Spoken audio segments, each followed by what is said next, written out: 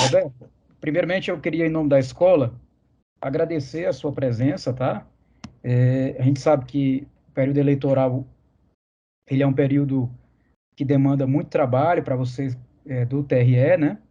E normalmente você já tem muito trabalho, mas esse período fica ainda mais complicado. Então, conseguir, neste momento, uma palestra sua é motivo de orgulho para a nossa escola, né? Temos já uma parceria entre a escola a Magistratura do Ceará e a escola do TRE, né? Somos escolas parceiras, né, digamos assim, inclusive estamos aí com um curso ainda com inscrição aberta sobre fake news.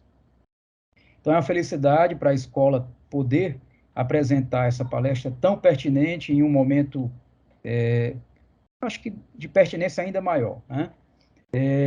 Eu vou ler brevemente aqui o currículo da doutora Roberta. Roberta Laena é doutora em Direito pela Universidade Federal do Rio de Janeiro, pesquisadora do Laboratório de Direitos Humanos da Universidade Federal do Rio de Janeiro e do Grupo de Pesquisa e Teoria Crítica dos Direitos Humanos, CNPq, mestre em Direito Constitucional pela Unifor, graduada em Direito pela Universidade de Fortaleza, analista judiciária do TRE e tem experiência na área do direito, com ênfase em direito constitucional, atuando principalmente nos seguintes temas: feminismo, gênero e participação política das mulheres, teoria crítica dos direitos humanos, pensamento descolonial e assessoria jurídica popular. Roberta, seja muito bem-vinda, fique à vontade, tá? A palestra a gente tem um padrão de ser bastante informal aqui na SMEC, até porque é uma sexta-feira, então sinta-se muito à vontade, sinta-se um abraço acalorado de todos nós, ainda que virtual, e eu passo já de imediato a palavra a você, e ao final a gente faz, quem quiser fazer as perguntas, né, Mariana e Beatriz, fica aí fazendo pelo chat, e nós vamos aí fazendo um levantamento para reunir por temas, e no final a gente faz essas perguntas para a Roberta, tá bom? Roberta, a palavra está com você, seja muito bem-vinda mais uma vez. Obrigada, doutor Alexandre. Boa tarde a todas e todos, mais uma vez. Quero também agradecer o convite, reiterar aqui os meus agradecimentos, não só pela parceria que temos, a GESMEC, mas por um convite tão especial da minha amiga, grande amiga, Beatriz Rosa, e também do doutor Alexandre, o carinho especial que eu tenho pelos barros do Luciano. Então, é uma alegria imensa estar aqui nesse momento, participando desse evento da SMEC, e vim com o maior prazer mesmo nesse momento, e tantas vezes que eu for convidada, irei com o maior prazer. E é um tema que não só me é muito caro, porque foi meu tema de pesquisa de doutorado, mas também é um tema muito importante para o momento eleitoral, especialmente. Quero saudar todas as pessoas que estão falando aí no chat, vi algumas pessoas conhecidas, como o doutor André Aguiar, que foi meu chefe quando eu era chefe de cartório, lá em Tamboril, há muitos anos, logo que eu entrei no TRF, o doutor André por aí, vi a doutora Solange também, vi Marta Sus, que foi aluna na Cristos, algumas pessoas conhecidas, depois eu dou uma olhadinha mais quem está. Então, obrigada Beatriz, obrigada professora Mariana, obrigada doutor Alexandre, e vamos começar, né? Quem quiser fazer pergunta, intervenção, olha, doutor André, entendi que a gente deixa para o final, então eu vou tentar fazer em 40 minutos, uma exposição mais rápida, normalmente a gente fala um pouco mais, mas eu vou tentar para a gente ter esse tempo de diálogo, tá certo? Então, eu começo com essa pergunta de reflexão: por que nós, mulheres, não estamos na política partidária, institucional, em paridade com os homens, né? Queria que todos que estão aqui pensem quais são os motivos. É fato a nossa subrepresentação, na verdade, é fato a nossa desigualdade de gênero em todos os espaços, né? Nas empresas, em todas as ambiências e esferas que imaginarmos, as mulheres estão em menor número, e na política institucional e partidária, isso é um fato, há uma instabilidade da subrepresentação há muitos anos, ainda que tenhamos medidas importantes, históricas e conquistas em prol das mulheres na política. Ainda assim, não temos paridade. Eu gostaria de saber o que vocês acham, né? Por quê? Vocês pensam nisso, levem essa pergunta durante toda a nossa conversa. Por que isso acontece? Né? A gente tem cota de gênero, a gente tem lutas feministas, avanços históricos, mudanças legislativas, mas por que isso continua assim em 2022? Nós temos ainda tantas disparidades em termos de igualdade de gênero na política. E é uma pergunta que precisa nos acompanhar para que a gente possa pensar nas respostas. E aí, Para a gente começar, eu gosto sempre de pensar, nós fazemos 90 anos do voto, 90 anos de justiça eleitoral, de 24 de fevereiro desse ano, e também 90 anos do voto feminino, que foi uma conquista de muitas mulheres. E eu gosto sempre de começar com esse momento histórico, porque algumas pessoas sempre falam que Vargas concedeu o voto feminino em 32 com o Código Eleitoral, e não foi Vargas que concedeu, foi uma conquista de muitas mulheres. Essas mulheres aí são mulheres do Rio Grande do Norte, que antes disso, em 29, mais ou menos, começaram um movimento em prol do voto, né, em prol da nossa possibilidade de votar. E nós tivemos uma prefeita, a Alcia Soriano, que está aí na tela, no meio de tantos homens, a primeira prefeita eleita no Brasil, antes mesmo, né, foi em 29, antes mesmo de 32.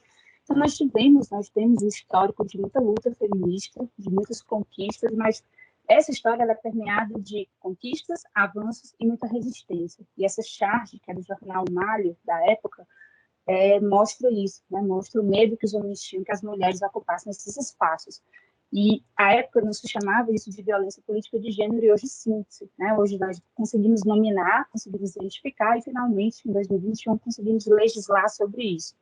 Mas toda a luta histórica das mulheres no feminismo por conquista de direitos políticos, toda essa luta foi sempre alvo de muita resistência, que hoje é a violência política. E essa resistência veio de muitas formas. Muitas mulheres que votaram sofreram resistência, inclusive, dentro de casa, né, da família, dos amigos. Você foi votar, mesmo aquelas que votaram depois que foi possível votar, votar era um ato masculino, né? Participar, a política sempre foi algo masculino. E eu trago isso para a gente pensar nessa mão dupla. A gente tem muitos avanços, muitas conquistas ainda hoje, ainda bem, muita luta em prol disso, e a gente não deixa de ter, mas ao mesmo tempo a gente tem sempre muita violência, muita resistência e muitas críticas, né, às mulheres que estão nos espaços de poder. E isso, de uma forma, a gente pode falar genericamente para todas as mulheres, mas a gente não pode esquecer que há uma diferença, isso é sempre bom de se pontuar, quando a gente fala de mulheres negras periféricas, por exemplo, né? E eu trago aí a foto essa foto clássica, já tirada a máscara por um artista, pelo Yuri, um artista do Rio de Janeiro, que tirou a máscara de Flandres, para mostrar que a gente precisa, toda vez que vai falar de mulheres, dessas lutas, dessas conquistas, dessa violência, ter uma ideia de interseccionalidade, que é, em outras palavras, gênero, raça e classe importam.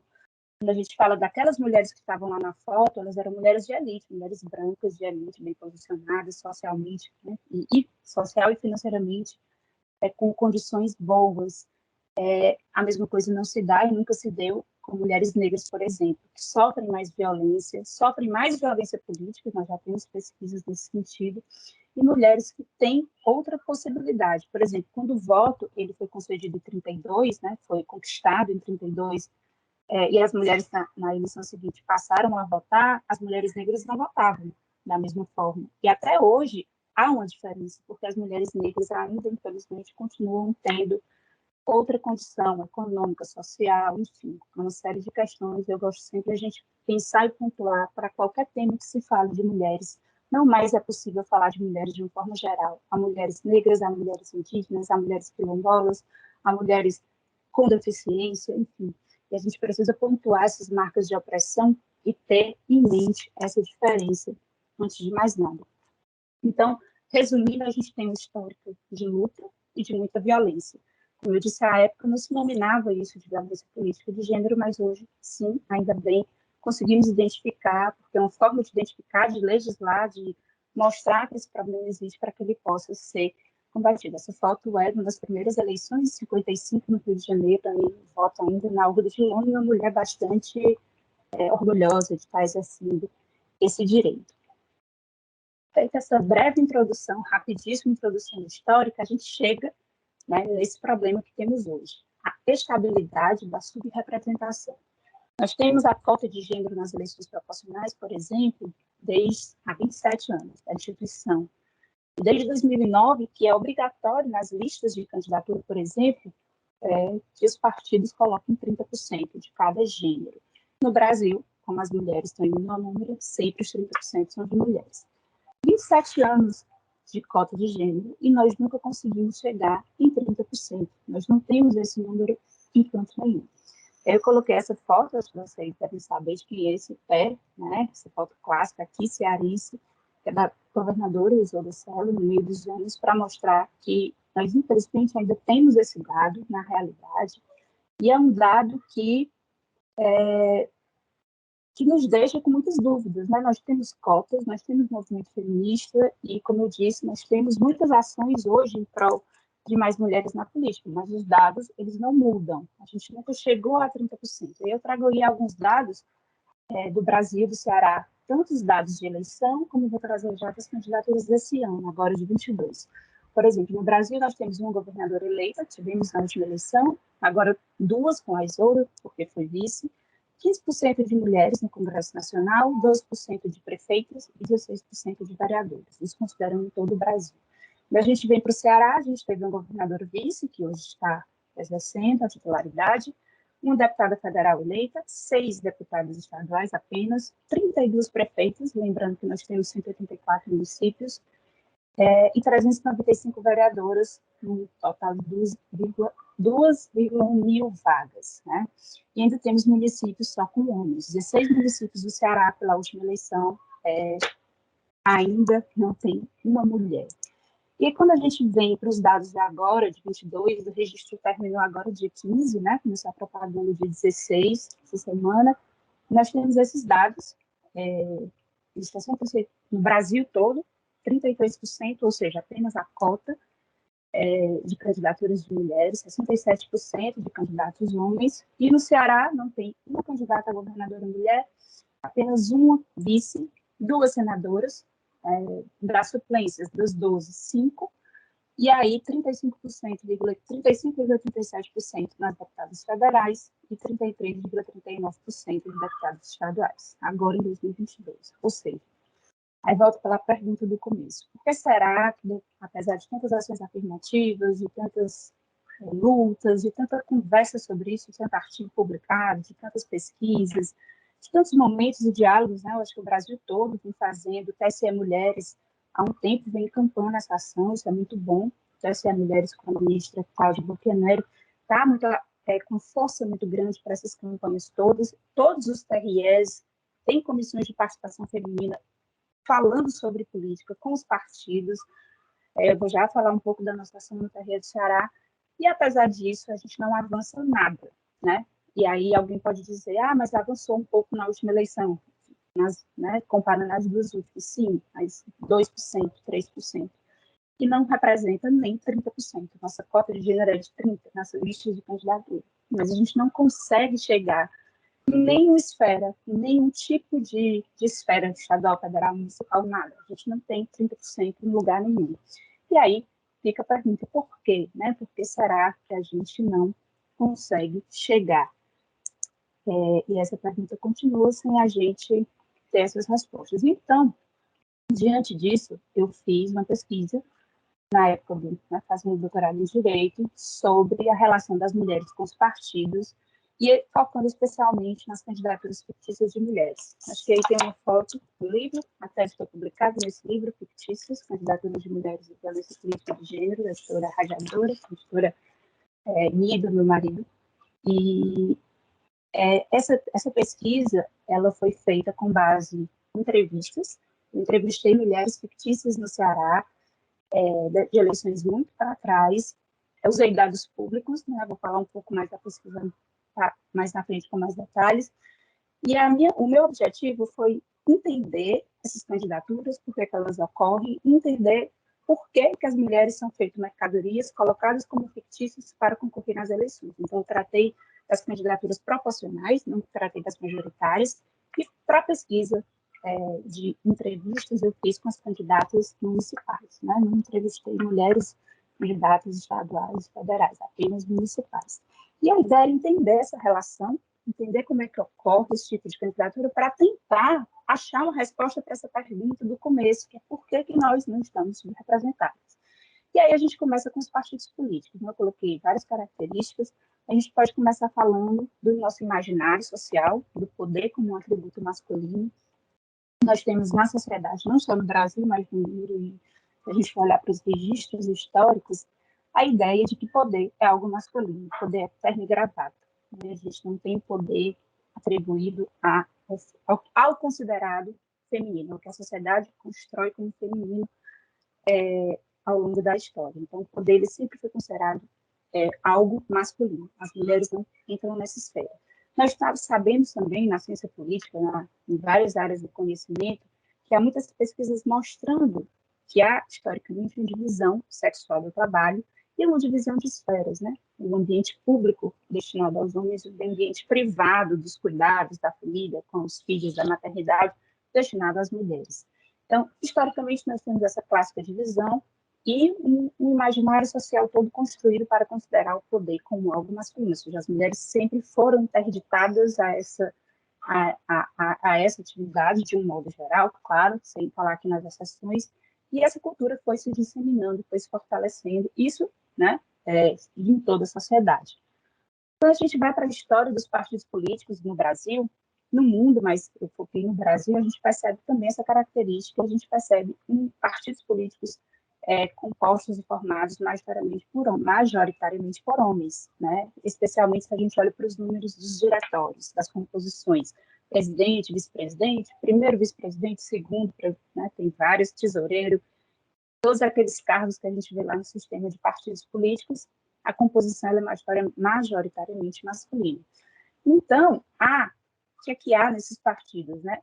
Homens, em sua maioria, que querem eleger homens e que resistem à entrada das mulheres na política. Quando a gente conhece eleições, principalmente todo mundo que já viveu e participou de eleições nos municípios menores, de pequeno e médio porte, principalmente nos pequenos, a gente sabe como é que ocorrem as eleições, quem são as pessoas dos partidos, aquelas famílias disputando o poder, e a gente percebe a reação que os homens têm, né, às mulheres. Eu ouvi muito isso, eu fui chefe de cartório em muitos interiores no Ceará, e eu ouvia muito isso, de que mulher não deve, né, mulher para ficar em casa cuidando dos filhos, ainda hoje a gente escuta isso, que as políticas de homem, que mulher não tem que se meter com política. E isso faz com que haja uma série de fatores, de dados, que a gente ainda precisa pesquisar muito, então fica aí a sugestão para quem quiser, um tema de pesquisa que precisa ainda de muita gente.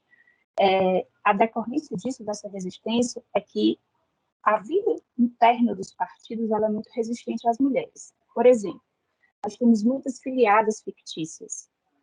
Roberta, mas tem homens filiados fictícios? Sim, temos, mas nós temos muito mais mulheres filiadas fictícias. É muito comum a gente, no cartório eleitoral do interior, receber mulheres que dizem: doutora, por favor, estou vendo aqui que eu sou no partido, mas eu nunca quis ser desse partido. Então, as filiações, elas ocorriam. Hoje as coisas vão se aprimorando, né? E a justiça eleitoral tenta, de uma certa forma, barrar esse tipo de coisa, mas a gente ainda não consegue. E muitos partidos filiam as pessoas sem que elas saibam. O número de mulheres filiadas fictícias deve ser muito maior do que o número de homens. Não há essa estatística, claro. É muito difícil quando você fala nessas ficções todas a gente ter números, né? Mas a gente tem um dado que é a quantidade de mulheres que comparecem aos cartórios pedindo para não ser mais filiadas, porque elas nunca foram e o nome delas está lá como filiadas.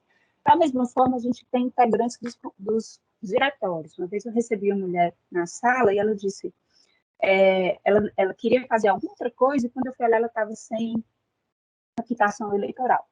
E aí a gente foi puxar a ficha, ela tinha sido candidata, e ela disse que nunca tinha sido candidata, e ela estava lá com o nome no partido. Não só com o nome, mas ela estava como tesoureira de um partido. E eu disse, você é a tesoureira do partido X. E ela disse, eu nunca fui filiada, eu nunca gostei de política, como é que eu sou a tesoureira desse partido? E tinham colocado essa mulher como tesoureira de um partido sem que ela soubesse. Então, nós temos também integrantes fictícios dos diretórios, porque os partidos colocam. Tem homens fictícios? Tem. Né? Em municípios muito pequenos, as eleições elas têm uma peculiaridade.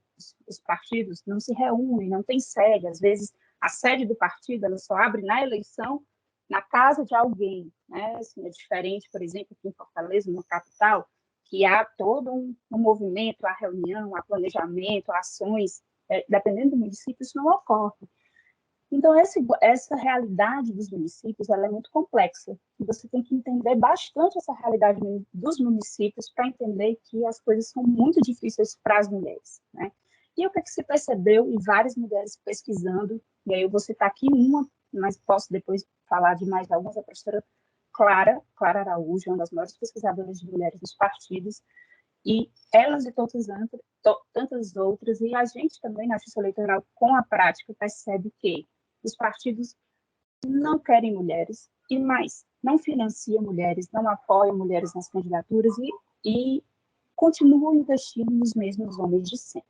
E, para além disso, todo o machismo, a misoginia, o sexismo, né? Mulheres não são convidadas para as reuniões, mulheres estão lá fazendo de conta, criam comissões de mulheres ou setoriais de mulheres nos partidos, mas esses setoriais só falam de coisas consideradas de mulheres, não tratam de outros assuntos ditos masculinos. E essa caracterização dos partidos políticos é muito prejudicial, porque são os partidos que são responsáveis pelas candidaturas. Então, quando eu falo de mulheres no poder institucional, eu tenho que olhar para os partidos, porque não existe candidatura avulsa no Brasil, eu preciso de um partido para me eleger.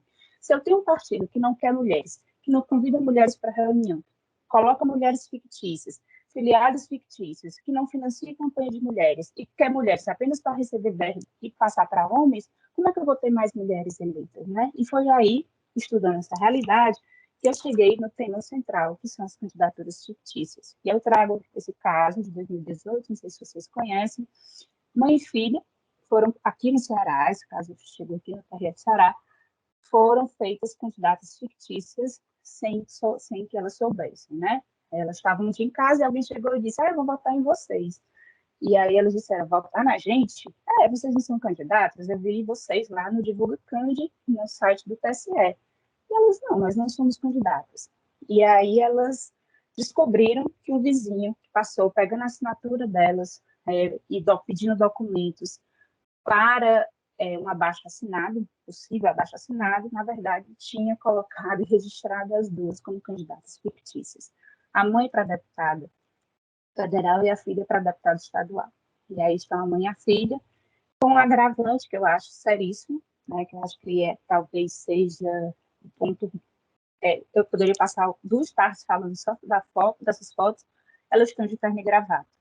Não só os partidos usam as mulheres para continuar elegendo os mesmos homens de sempre, que é uma violência simbólica imensa, que diz que nós não temos condições de ser candidatos reais, né, só servimos para cumprir a cota de gênero, como, até para isso, os homens entendem que as mulheres precisam aparecer com poder, que o poder é masculino e que, por isso, elas precisam estar de terno e gravata.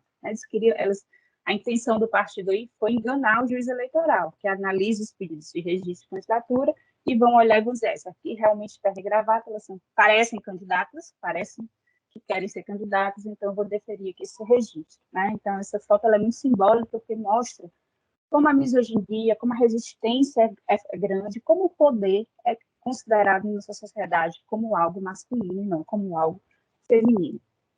E aí, a partir dessa constatação, né, depois eu disponibilizo esses slides para vocês, na minha pesquisa eu entrevistei mulheres candidatas no Ceará, em sigilo, em vários municípios, que eu também nem identifico quais, e cheguei a todos esses tipos de candidaturas, porque, na verdade, quando eu fui começar a pesquisar, eu vi que não tinha nada sobre isso na doutrina, tanto que o meu embasamento doutrinário é muito da América Latina, México e Bolívia, que são países que estavam mais à frente quando a gente fala de violência política de gênero. Mas não tinha, e acho que ainda não tem, muita coisa acadêmica com pesquisas sobre as candidaturas fictícias. Então, eu resolvi entrevistar mulheres candidatas fictícias no Ceará e para tentar mapear. Então, esse rol, ele é exemplificativo. Eu acho que qualquer pessoa que continue vai achar outros tipos na ideia de mapeamento. Eu queria entender quais são os casos de candidaturas fictícias. Então, eu achei, por exemplo, candidatas involuntárias, como a mãe e a filha, elas não iriam de jeito nenhum, elas não sabiam, então elas não deram consentimento, por isso que são involuntárias, elas não consentiram, elas tiveram os dados usurpados, e só um parênteses, no caso dessa mãe e dessa filha, elas não concorreram, porque elas descobriram a tempo, foram ao Ministério Público, fizeram a denúncia e assinaram o termo de renúncia. Então, como a gente chama no popular, o nome nem foi para a urna, então elas não saíram candidatas, ainda bem, né? Foi uma fraude enorme, e elas escaparam. Mas tem muitas mulheres involuntárias que têm os seus dados usurpados, são registradas como candidatas e não conseguem, não sabem, né? E tem lá, aí tem, quando vão lá, tem 0 votos. E elas descobrem depois que aconteceu o caso de mulher que foi tirar o diploma, fez faculdade e foi pedir o diploma. Para pedir o diploma, as faculdades pedem o quê? A quitação eleitoral. Aí a quitação eleitoral não sai. Por quê? Porque está devendo prestação de contas. E ela, prestação de contas, aí você vai no cartório, o cartório diz, você foi candidata. Ela diz, eu não fui candidata. E aí descobre que o partido fez você candidata. Então, assim, são muitos casos e existem, ainda em 2022, muitas mulheres que têm esses dados usurpados são colocadas como fictícios sem que sequer saibam, né? E só descobrem depois, quando vão precisar da aplicação eleitoral. Mas também nós temos outras possibilidades, como, por exemplo, a candidata induzida. Eu entrevistei uma candidata que recebeu o convite, ficou feliz, fez um empréstimo e estava todo empolgado porque ia ser uma excelente vereadora, queria muito ser vereadora do município, ia fazer tudo pelo distrito dela. E o que aconteceu? Ela não era chamada para as reuniões, não queriam saber dela, não deram R$ 1, né? Eu até boto umas frases dela que eu trago aqui em destaque. Se disserem que me deram R$ 1, R$ 2, eu estou mentindo porque não me deram nada. Então, ela foi induzida a ir, ela acreditou que ela ia ser candidata, mas ela foi chamada apenas para cumprir a cota de gênero. As candidatas, por exemplo, coagidas. Eu entrevistei uma mulher que foi porque o patrão dela era candidato a prefeito e pediu para ela ser candidata a vereadora. E ela disse, Roberta, eu não tive coragem de dizer não, porque eu tenho meus filhos para sustentar. E ele é meu chefe, meu patrão. Então, eu fui. Né? É uma coação. E, para além desses tipos com vício de consentimento, tem as voluntárias. Muitas candidatas que sabem o que estão fazendo. Né? Candidatas, por exemplo, que são fictícias para ganhar licença de 3 meses, são servidoras públicas. Candidatas que são amigas. Eu entrevistei uma que disse, eu sou muito amiga do prefeito. Claro que eu não ia fazer isso com meu amigo, né? Sem ter a menor noção da violência que é servir de mercadoria, de instrumento para que os homens continuem elegendo os mesmos homens. Eu não vou falar de todos, em razão do tempo, para a gente poder ter perguntas, mas eu encontrei, fiz esse mapeamento. Depois disso, encontrei, eu não coloquei, Roberto, você não colocou aí o clássico da mulher que recebe por isso. Não coloquei porque, como era uma pesquisa acadêmica, eu quis ser fiel às entrevistas. Todos esses tipos estavam nas minhas entrevistas. E aí eu não encontrei ninguém que me disse que recebeu, né? Ou se recebeu, não me disse. E depois disso, falando já na faculdade, à noite, uma vez, conversando com as pessoas, e aí uma delas disse, está faltando um tipo aí na sua tabela, porque eu fui candidata e eu recebi R$ 1.000 para ser candidata. E ela disse, né? Então, tem outros, e como eu disse, se vocês continuarem pesquisando, a gente acha outros tipos, porque eu não consegui entrevistar muitas mulheres, né? Muitas, inclusive, recusaram. Enfim, outro ponto da pesquisa foi como identificar as candidatas fictícias. É muito difícil, a gente não tem números. Quantas candidatas fictícias tivemos em 2020? Não sei, não tem como saber. Por quê? Porque é muito delicado ainda e a gente não tem como ter um percentual, a gente tem como ter uma ideia. Durante muito tempo, isso era considerado pensando nas mulheres com 0 votos, votação zerada. Ainda hoje se fala nisso, mas não é certo. Muitas mulheres que têm 0 votos não é porque foram colocadas fictícias ou não é porque são fictícias. Às vezes a mulher vai, desiste, não tira o nome, vai para a urna e não vota nem nela, porque ela não foi mais candidata, mas ela não foi na Justiça Eleitoral tirar o nome da urna a tempo, né? Que é assinar o termo de renúncia. Mas ainda hoje se considera o critério mais usado. Tem um professor na USP que considera candidato fictício de 0 a 5 votos, né? A votação ínfima, que alguns acordos, alguns julgados vêm considerando também. Mas acho que a gente só pode pensar no caso concreto. Inclusive, todos os julgamentos que nós tivemos consideram só o caso concreto. A gente não pode falar num critério específico. Eu trouxe para vocês alguns dados aqui do Ceará, das eleições de 2020. Nós tivemos 60 AIGs, Ação de Investigação Judicial Eleitoral, que são possibilidades de investigação de fraude à cota de gênero. Nós temos as AINES, né? Temos também, mas eu não trouxe para elas serem segredo de justiça e eu só uso dados públicos nas pesquisas, né? Eu não uso dados que eu tenho acesso porque sou do TRE. E aí eu não quis trazer os dados de AINES, que eu poderia ter acesso, mas nem fui atrás. A gente tem públicas no PJ, quem quiser ver, 60 AGEs no Ceará das eleições de 2020, e nós já tivemos 14 cassações, né? O TRE do Ceará ou confirmou ou reverteu decisão de primeiro grau, cassando 14 chapas em municípios diversos no Ceará por fraude à cota de gênero. E aí eu trouxe os principais critérios que os acordos estão usando para identificar a candidatura fictícia. A votação ínfima, né, não necessariamente zerada, mas ter poucos votos, poucos gastos, também não necessariamente zerado. Isso que o doutor André, a doutora Solange, no interior, antigamente, a gente pegava um processo de prestação de contas, a gente tinha aquele processo azulzinho, da capa azul, e tinha 0 votos e 0 gastos. Eu, quando eu entrei no TRE, eu não entendia como é que uma prestação de contas tinha 0 votos e 0 gastos. Eu disse, gente, como é? Essa pessoa foi candidata, e a gente olha que a prestação de contas não tem nada, 0, branco, não tinha gasto, não tinha receita, não tinha despesa, não tinha nada. E aí hoje eu entendo, né, que eram candidatos fictícios, mas hoje os partidos já entenderam que isso não pode mais acontecer e colocam R$ 200 para Santinho, R$ 300 para uma gráfica, enfim, mas ainda assim os jogadores estão entendendo e vendo que isso é uma ficção, isso é uma maquiagem e poucos gastos estão sendo considerados para esse tipo de condenação. A ausência de campanha, a ausência de perfil, ficou perfil, né? A ausência de perfil nas redes sociais, já em vários julgados desses 14 tem essa menção. As pessoas não têm Facebook, não têm Instagram, e às vezes estão lá no Facebook fazendo campanha para outro candidato. É muito comum que mulheres fictícias se inscrevam e vão lá pedir para o marido, para o tio, para o primo, enfim, para outros homens, né? Então, esses são os pontos que estão sendo considerados nos julgados, né? Eu peguei desses 14 julgamentos aqui do TRE do Ceará, e que se espelham nos julgamentos do Brasil, para considerar uma candidatura fictícia nas eleições. Trouxe aí algumas falas que tem nos livros, nas entrevistas, né? Para mim, eu não fiz propaganda, fiz para outro vereador, homem.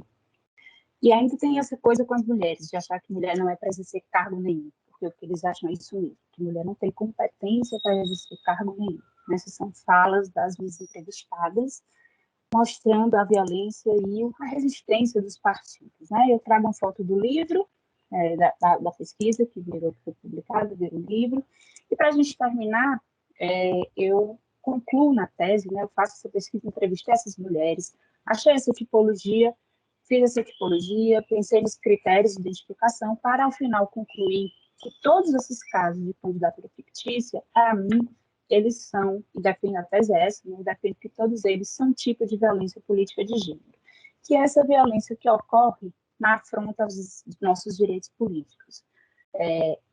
Nós temos, desde a Lei Maria da Penha, um fortalecimento pela luta né, que envolve em torno da violência contra as mulheres, a violência doméstica e familiar, um avanço importantíssimo. Mas a Lei Maria da Penha não mencionou, né, doméstica e familiar, por óbvio, não mencionava a violência política. E até o ano passado, nós não tínhamos nada em termos de legislação no Brasil falando disso, enquanto desde muitos anos antes, outros países, como México e Bolívia, que são os mais avançados no tema aqui na América Latina, já discutiam, já traziam a violência política. Então, a violência política de gênero, ou, no caso aqui no Brasil, a violência política contra a mulher, que foi o termo que saiu na lei, essa violência ela diz respeito a qualquer tipo de afronta aos nossos direitos políticos. Então, são ameaças, chantagens, interrupção de fala de um vereador ou de uma deputada, a desqualificação, a violação da imagem. Né? Tem um caso que é muito chocante, que me marcou muito, quando a presidenta Dilma Rousseff foi colocada em adesivos de carro com as pernas abertas no lugar da bomba de gasolina. Não sei se vocês lembram, né? E a gente nunca imaginou, nunca viu nenhum adesivo com as pernas abertas de um homem, né? E isso é muito simbólico de como a imagem da mulher, do corpo da mulher e das características consideradas femininas pela sociedade, elas estão muito ligadas e são muito alvo de violência, né, de misoginia por parte dos homens. E aí nós temos essas violências mais agressivas, culminando em um homicídio. Né? Todos nós sabemos que Marielle Franco, vereadora do Rio de Janeiro, faleceu, foi assassinada por razões políticas, né? O crime maior de violência política de gênero que nós tivemos no Brasil, mais conhecido. Mas não só, né, a violência essas violências, nós temos as violências psicológicas também, a manipulação, a intimidação, a insistência, as manobras, E aí, quando você pensa numa mulher, por exemplo, que foi coagida a ser vereadora porque é empregada do patrão para ser candidata a prefeito, isso é uma intimidação, isso é uma coação, isso é uma violência política de gênero, né? E quando você pensa num amigo prefeito que convenceu a amiga dona de, enfim, né, uma pessoa bem conhecida na cidade a ser candidata e ela vai com todo orgulho porque é amiga do prefeito, isso também é uma manipulação, isso também é uma violência, que não é, muitas vezes, sequer percebida, né, as pessoas não percebem isso como violência. E aí eu trago algumas informações históricas para a gente saber. Desde 2012 nós temos a primeira lei na América Latina sobre esse tema, que é a lei da Bolívia. Em 2017 nós tivemos a OEA, a Organização dos Estados Americanos, fez a lei modelo. Essa lei modelo é um padrão de legislação nesse tema para todos os outros países da OEA. E ela tem um conceito, inclusive, bem mais amplo que no Brasil. E aí eu concluo na minha pesquisa, na tese, que a violência política ela é uma violência simbólica que instrumentaliza mulheres e que passa uma mensagem de que mulheres não são aptas ao poder. É aquilo que a gente falou do imaginário, né, daquela resistência, imaginário que tem como o poder como algo masculino. Então, a candidatura fictícia, quando o homem coloca um partido, normalmente os homens, colocam mulheres, principalmente aquelas quando não sabem, como candidatas fictícias, o que é que eles estão dizendo para a sociedade? Mulheres, o lugar de vocês é em casa, cuidando dos filhos, né, fazendo as tarefas domésticas, e a política dos homens. Então, venham aqui nos ajudar, sejam candidatas fictícias, né? Vocês só servem para nos ajudar a cumprir a cota de gênero, porque a lei inventou isso e eu só consigo registrar os candidatos se eu tiver 30% de mulheres. Eu uso vocês, mulheres, e continuo elegendo, investindo nos homens que são quem tem capital político e são bons de voto. No lugar de investir, de capacitar, de financiar e preparar mulheres com antecedência para que elas tenham capital político e possam vencer, eles continuam com as mesmas práticas de sempre. Então, há uma instrumentalização e há uma violência simbólica muito forte em relação às mulheres. E aí nós tivemos uma feliz notícia em 2021, em agosto do ano passado, está fazendo um ano essa lei, a lei da violência política contra a mulher finalmente chegou ao Brasil, né?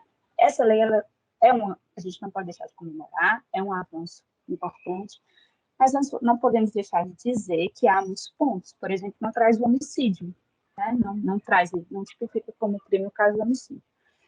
Traz um crime, né? O 326B do Código Eleitoral, que fala em assediar, constranger, humilhar, perseguir ou ameaçar, por qualquer meio, candidata ou detentora de mandato eletivo, que é outro problema. Né, candidata, ou seja, a pessoa já com registro de candidatura deferido, está concorrendo na eleição, ou a detentora do mandato eletivo, ou seja, deputada, vereadora eleita. E uma mulher que teve seus dados usurpados, como aquela mãe, aquela filha, sem saber, e que são candidatas fictícias sem querer, né, como é que elas se enquadram nesse crime? Elas não se enquadram, porque a lei restringiu, diferentemente da lei modelo da OEA, a nossa lei trouxe essa restrição, né, só para candidatos e para detentoras de mandato eletivo, que é um problema. Então, assim, mas eu acho que a gente tem que comemorar, porque quando você legisla, você pauta, né, traz o debate, mostra a importância, mostra que a gente está preocupado com isso e que isso vai ser combatido, né, traz o assunto, e a legislação ela é muito importante no nosso Estado, principalmente aqui no Brasil. Mas, infelizmente, nós temos algumas críticas a essa lei que podemos falar um pouco mais dela nas perguntas. E aí eu quero trazer aqui a campanha, para a gente já ir realmente terminando, para dar tempo a gente conversar. Com base nesse tema, eu fui convidada para a Comissão de Participação Feminina do TRE Ceará, do qual faço parte com muito orgulho. Nós fizemos uma campanha há um ano, mais de um ano, inclusive, que é essa campanha Mulheres nos Partidos Políticos por Cotas Reais, que ganhou um prêmio, em segundo lugar, no Prêmio Margarida do TRF5. E essa campanha ela tem por finalidade discutir, debater e divulgar a violência política das candidaturas fictícias. Nós temos uma cartilha que está no site do TRE, fizemos cursos, temos palestras no YouTube, né, sobre esse tema, fizemos cursos com os diretórios estaduais, fizemos cursos com alguns municípios já, e temos aí várias ações, uma delas mais importantes é um selo, No final do ano passado, o TRE do Ceará aprovou uma resolução, a 863 de 2021, e essa resolução, ela traz esse selo, institui esse selo, que ainda vai ser concretizado via portarias e editais, vai sair um edital dizendo: partidos, se inscrevam, mostrem que vocês incentivam mulheres na política, que o TRE do Ceará vai certificar esses partidos que incentivam mulheres. Eu tenho receio de que esse selo a gente não consiga certificar ninguém, nenhum partido, mas, enfim, vamos manter a esperança de que os partidos finalmente comecem a incentivar, estimular, cumprir lá a legislação dos 5%, né? A gente tem a legislação que diz que os partidos devem usar 5% do fundo partidário para incentivar e promover mais mulheres na política. Sabemos que ninguém faz isso, mas a ideia é essa. E a campanha do TRE segue firme nessa divulgação, nessas parcerias, e a ideia é que a gente possa realmente incentivar mais mulheres nas políticas dentro dos partidos políticos. E aí, nas eleições de 2022, já por causa da lei, por causa da relevância dessa temática, nós temos esse canal de denúncia específico, violência política de gênero. Esse é do site do MPF, tá? Ministério Público Federal, criou um canal exclusivo para denúncia de violência política de gênero. Você vai poder denunciar no Pardal também, que é um aplicativo da Justiça Eleitoral para denúncia, mas, porque também temos mudanças aí na propaganda, que também traz uma novidade aí de propaganda que, de alguma forma, atinge a honra das mulheres nas campanhas, mas tem esse canal específico. Então, a ideia é mostrar aqui um pouco desse tema da violência política. Quero agradecer a atenção. Até o lado, obrigada. E é isso, a pesquisa em rápida síntese foi isso. A ideia foi mostrar a violência política de gênero, que são as candidaturas fictícias, a partir dessa tipologia que eu encontrei. E acredito que, apesar de termos muitos avanços com essa legislação, nós temos ainda muito que percorrer, né? Principalmente mostrando os dados agora de 2022 de candidaturas, que são dados que mostram que ainda estamos muito, muito, muito distantes de ter uma igualdade de mulheres na política. E acredito que a gente precisa ainda ter mais consciência e que a gente precisa olhar para isso com mais carinho, porque realmente é algo que está muito longe, né? O caminho é longo. E é isso. Então, essa aqui é a pesquisa. Eu fico à disposição para perguntas. Obrigada. Excelente, professora Roberta. É sempre uma alegria te ouvir, né? Tanta propriedade, principalmente a apresentação dos dados, né? Até nos assusta perceber que depois mesmo de 90 anos, né, dessa conquista, a gente ainda tem muito o que caminhar, né, no que diz respeito à participação da mulher na política. E eu vou estrear aqui, vou quebrar um pouquinho do protocolo e eu mesmo vou fazer uma pergunta, que eu acho que eu nunca te fiz. É o seguinte: você falou, né, de pessoas que têm nomes manipulados, né, ou que são, de alguma maneira, inseridas no processo eleitoral sem que saibam, né? A minha dúvida é: o partido político que adota essa medida, essa providência, ele, de alguma maneira, é punido? Não, infelizmente não. O que é que acontece? Nesses casos, quando as mulheres conseguem descobrir que foram feitas fictícias como a mãe e a filha, a gente consegue que elas assinem um termo de renúncia perante o juiz eleitoral e o nome delas não vai para a urna, então elas não passam por esse constrangimento. Muitas delas nem conseguem isso. Não tem nenhuma punição. Deveria ter vindo nessa lei de agosto de 2021, que não veio. Né? Não, na verdade, a lei não reconhece essas candidaturas fictícias como violência política, né? Infelizmente. Não temos. Eu fico pensando que, se não há uma punição, a prática ela pode continuar sendo, de fato, por mais que haja, né, uma compreensão, o que você faz junto com os colegas do TRE, que é passar essa informação, né, trazer a discussão à tona, né? Eu tenho visto você em vários locais, instituições de ensino, outros órgãos, né? O compartilhamento de informações é importantíssimo, mas realmente, se não houver aí uma sanção para esse tipo de postura, é muito bom, né? Continua sendo muito confortável. Sim. Por parte do partido adotar essa providência. Senhora Mariana, nossa coordenadora aqui de pesquisa e pós, tem alguma dúvida? Oi, Antes da Roberta. Maria falar, só para complementar, o que é que vem mudando e o que é bom, né? Em 2021, o TSE fez um julgamento paradigma, que foi o caso de Valência no Piauí, condenando por fraude à cota de gênero os partidos que fraudaram foram. E aí nós temos, ineditamente, no TRE do Ceará, 14 cassações numa eleição. Então, nós temos um medo e um recado, né, dos tribunais em todo o Brasil dizendo, se vocês fizerem isso, o resultado da eleição muda fácil. Né? Então, isso muda toda a composição da Câmara de Vereadores, porque as pessoas são consideradas, são cassadas, não são mais eleitas, e aí muda a composição. Então, assim, tem esse medo. Os julgamentos são importantes. Tem essa punição, mas não é uma punição, né, não é uma sanção legal prevista numa lei, infelizmente. Papel Mas os relevante, têm, então, do judiciário, né? o papel relevante do judiciário. Obrigada, André. Obrigada, Solange. A gente está vendo aqui, Roberta, consegue me ouvir perfeitamente? Dá para ouvir? Ótimo. Já perdão que eu estou numa sala compartilhada e vai ter alguns ruídos. A gente tem aqui, primeiro, muitas participações do público que está acompanhando, com muitos elogios, né? É importante se falar sobre essa temática, não só agora, que a gente está num ano em que a gente vai ver muitas mudanças ou manutenções de sistemas, mas é um ano muito impactante para a democracia brasileira, e principalmente porque a gente tem hoje, com essas descobertas feitas pela pesquisa, que são essenciais, a gente tem hoje um paradigma. Se, por um lado, a gente consegue identificar essas candidaturas fictícias, ao mesmo tempo você não pune o partido, o esforço fiscalizatório, às vezes, ele parece inócuo. Né? Porque, enfim, existe uma busca, existe uma necessidade de ponderar, de reduzir esse tipo de prática, mas a partir do momento que a professora Beatriz colocou agora, se esse partido, né, não tem uma punição direta, como se fazer para coibir essas fraudes, Roberto? Como é que se faz para ampliar esse tipo de ação afirmativa? De conferir a credibilidade, de conseguir aquele percentual de um 30% real, mas, ao mesmo tempo, coibir outras candidaturas fictícias? Pois é difícil, né? É exatamente uma pergunta de 1 milhão. Eu, particularmente, vou te dar uma resposta para a representatividade, né? Para a subrepresentação das mulheres. Eu sou a favor da cota de assento. Eu não acho que essa cota de gênero vai resolver nada.